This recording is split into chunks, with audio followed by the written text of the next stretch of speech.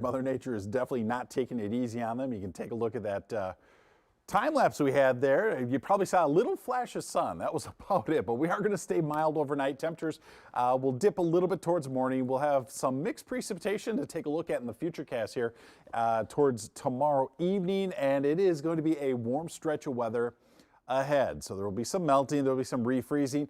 Also, patchy fog may return to the forecast like it is tonight and for tomorrow, at least for some parts of the region that do experience a little more of that melting than others.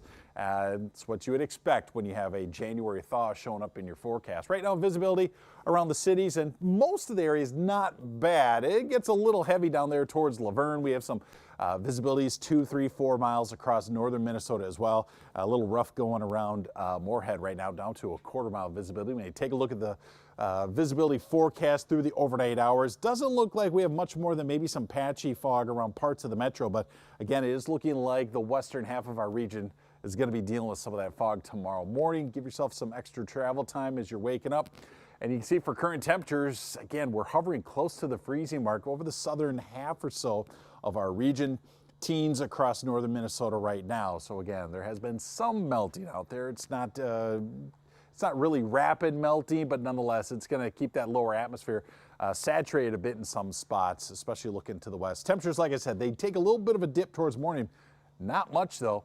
And we continue to warm tomorrow as well. Nice warm stretch of weather for this week. Clouds still pushing in and still more energy on the way as that last disturbance gets through here a little earlier this evening. More energy coming in again towards the Rockies and coming right at us, bringing another push of that warm air. So when you go through the microcast tonight and into tomorrow, pretty quiet out there. Again, expecting there to be some low cloud cover, a lot of low cloud cover, and quite possibly some heavy fog in western Minnesota.